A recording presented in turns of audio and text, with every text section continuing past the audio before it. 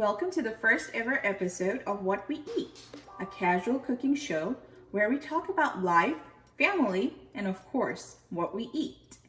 Well, I by no means claim to be a cooking expert, but I feel what I cook is loved by my family and friends. So I want to share those recipes with you, hoping you do the same. In today's episode, we are cooking something not so fancy. Ever had a frozen fish or fish lying in your fridge? Well, I do today. No, okay, scratch that. I often have frozen piece of fish lying around in my fridge. This is my recipe for curry salmon. Here is what we will need. A cup of sliced onion, 1 chopped tomato, a handful of cilantro, 2.5 tablespoons of extra virgin olive oil. You can use any type of unflavored oil such as canola or grapeseed oil. I personally like the flavor of olive oil in it, so that's what I use. A teaspoon of mustard seed, a few chilies, green chilies to be specific, slice of lemon, some salt according to taste. For the spices, you will need a teaspoon of turmeric, a teaspoon of paprika, and half a teaspoon of cayenne. If your spice tolerance is really low, you can skip the cayenne, but as we all know, the undertone of heat that cayenne gives is awesome, so I recommend. And a teaspoon of coriander powder, and a teaspoon of the good old cumin. Alright, so let's get started. The stove is on medium heat. Let's heat up the pan. Once it's hot, I'm pouring my olive oil. It shouldn't take too long to heat up the olive oil.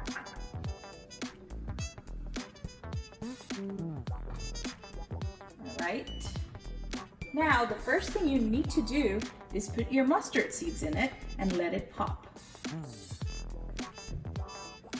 See how it's bubbling up? That's what I like. Let's hear 1 or 2 pops of the mustard seed and they will be releasing all the flavor. Now goes the onion.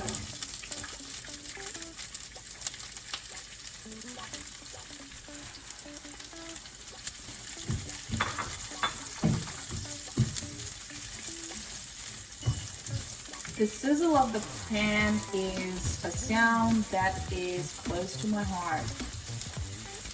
Alright, so now I think this is a tip we all know.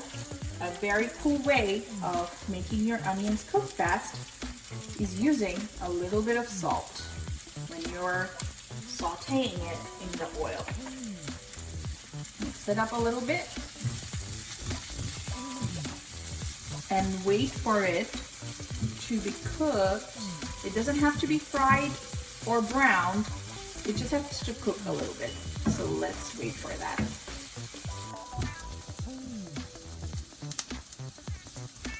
All right, now the onions look slightly translucent. I'm gonna cook it for another minute.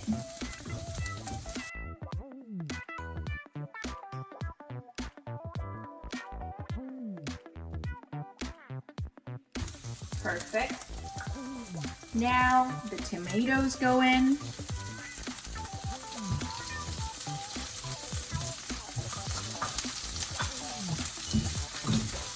Now the tomato is going to really make the gravy nice and thick. So we want the tomatoes to soften up and actually be mashable. So we need to let it cook a little bit. What I'm going to do is use my lid to cover and cook for at least 3 minutes.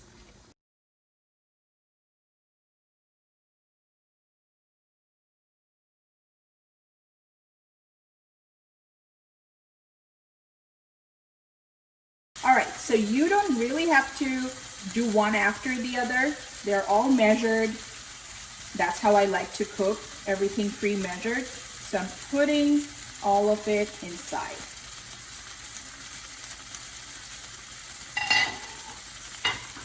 once you have the spice inside, go ahead and mix it up.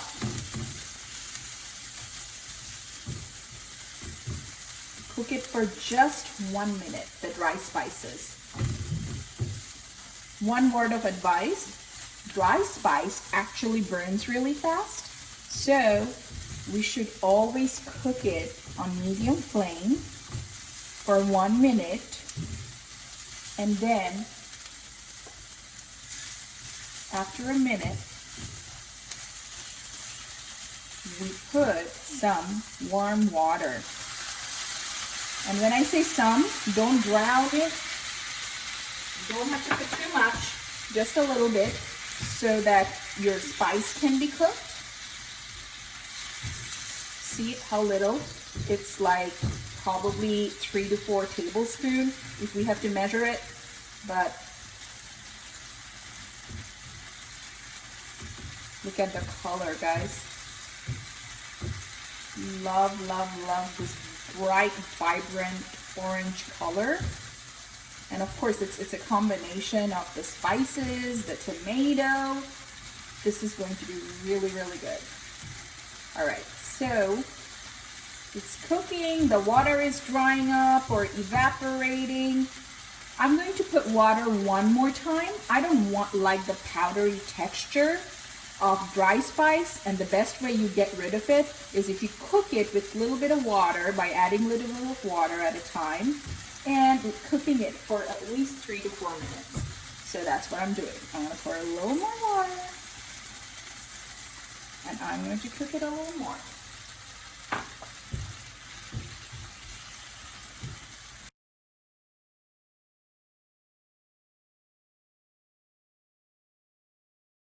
I hope the camera is picking it up, but do you see how the spices are releasing the oil? Yeah, that is a good sign that your spices are being cooked. It's smashing up with the onion and the tomato, and it's releasing some awesome flavors.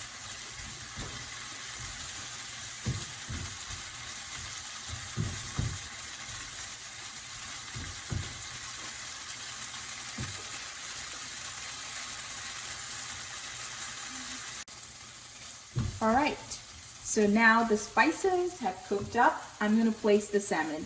So I'm going to actually just spread this a little bit.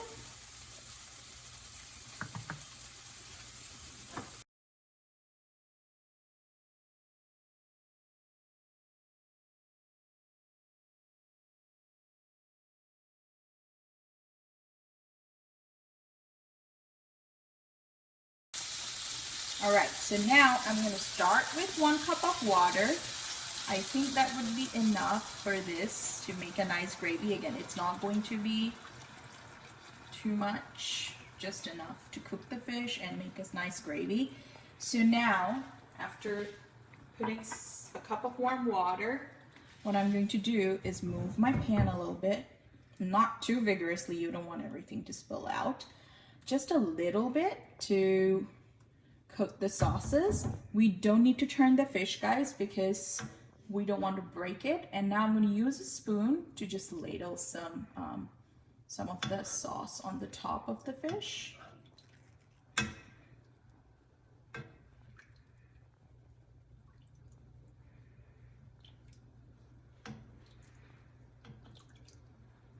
Okay. Now, this is when you add the rest of your salt. Remember, we had put a little bit of salt during cooking the onions, but of course your fish would need more salt than this. I am putting a little bit now, and of course I am going to taste before I finish, so I can add more later. It's always good to start with a little. So I'm going to cover it with the lid and let it cook for 7 minutes. We don't want to cook the salmon too much, but again, this is frozen salmon. This is not grilled salmon. We don't need to have like a pink center, but it would be good to have a moist piece of salmon and not overcooked. So I'm just going to give it 7 minutes and then we're going to come back. So let me cover this and we're going to come back in 7 minutes. All right, guys, it's been around 6 minutes. So I'm going to unlead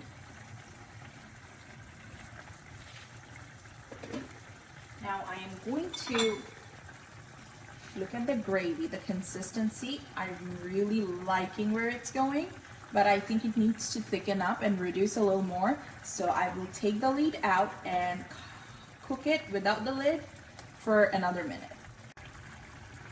All right, so it's been about 1 more minute. It's looking really velvety. I love this consistency of the gravy. If you want to reduce a little more, you can put the flame a little higher than medium and reduce it a little bit, but I think this gravy, the consistency is really good. I don't want to cook it anymore. I want to ladle or spoon a little more sauce on top of the fish. Again, remember, I'm not stirring it.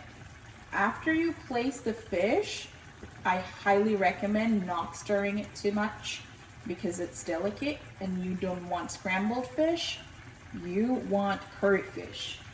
All right, so now I'm going to throw in my handy dandy green chili peppers. I'm going to put it whole because this is a family friendly version, but if you like more spicy, you can slit the green chilies in the middle and put it in there. That's even great. If it was just for me, I would have done it, but because my family's going to have it, it's just going in whole just for the flavor.